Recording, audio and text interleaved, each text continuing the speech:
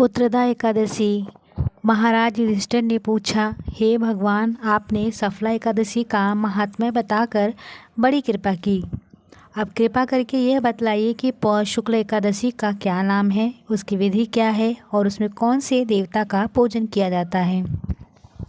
भक्त वत्सल भगवान श्री कृष्ण बोले, हे राजन, इस एकादशी का नाम पुत्रदा एकादशी है। इसमें भी नारायण भगवान की पूजा की जाती है। इसमें चर अचर संसार में पुत्रदा एकादशी के व्रत के समान दूसरा कोई व्रत नहीं है। इसके पुण्य से मनुष्य तपस्वी, विद्वान, लक्ष्मीवान होता है। इसकी मैं एक कथा कहता हूँ, सो तुम ध्यान पूर्वक सुनो। भद्रावती नामक नगरी में सुकेतु नाम का एक राजा राज्य करता था। उसके कोई पुत्र नहीं था।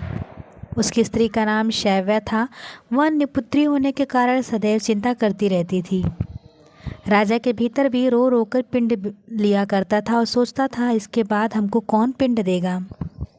राजा को भाई, बांधव, धन, हाथी, घोड़े, राज्य, मंत्री, इन सब में से किसी का भी संतोष नहीं होता था।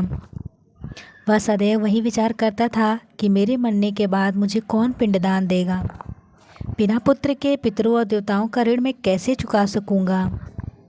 जिस घर में पुत्र ना हो उस घर में सदैव अंधेरा ही रहता है। इसलिए पुत्रोत्पत्ति के लिए प्रयत्न करना चाहिए। जिस मनुष्य ने पुत्र का मुख देखा वह धन्य है। उसने इस लोक में यश, परलोक, शांति मिलती, अर्थात उन दोनों लोक सुधर जाते हैं। पूर्व जन्म के कर्म से ही इस जन्म में पुत्र आदि की प्राप्ति होती है। राजा इसी प्रकार रात दिन चिंता में लगा रहता था। एक समय तो राजा ने शरीर को त्याग देने का निश्चय किया, परंतु आत्मघात को महान पाप समझ के उसने ऐसा नहीं किया। एक दिन राजा ऐसा ही विचार करता हुआ अपने घोड़े पर चढ़कर वन की ओर चल पड़ा तथा पक्षियों उनको देखने लगा। उसने देखा कि वन में मृग, व्याघ्र, सूअर, सिंह, बदर, सर्प आदि भ्रमण कर रहे हैं। हाथी अपने बच्चों और हथनियों के बीच घूम रहा है। किसी वन में कहीं तो गीदड़ अपने कर्कश स्वर में बोल रहे हैं, कहीं उल्लू ध्वनि कर रहे हैं। वन के दृश्यों को देखकर राजा सोच विचार में लग गया। इसी प्रकार आधा दिन बीत गया। वह सोचने लगा कि मैंने कोई यज्ञ किया, ब्राह्मणों को स्वादिष्ट भोजन से तृप्त किया, फिर भी मुझे दुख प्राप्त हुआ क्यों। राजा प्यास के मारे अत्यंत दुखी हो गया और उसने पानी की तलाश में इधर उधर फिरने लगा। थोड़ी दूर पर राजा ने एक सरोवर देखा। उस सरोवर में कमल खिले थे तथा सारस, हंस, मगरमच्छ विहार कर रहे थे। उस सरोवर के चारों तरफ मुनियों के आश्रम बने हुए थे। उसी समय राजा के दाहिने अंग फड़कने लगा। राजा शुभ शकुन समझकर घोड़े से उतरकर मुनियों को दंडवत प्रणाम करके बैठ गया। राजा को देखकर मुनियों ने कहा, हे राजन, हम तुमसे अत्यंत प्रसन्न हैं। तुम्हारी क्या इच्छा है सो कहो। राजा ने पूछा, महाराज, आप कौन हैं और किस लिए यहाँ पर आए हैं, कृपा करके बताइए।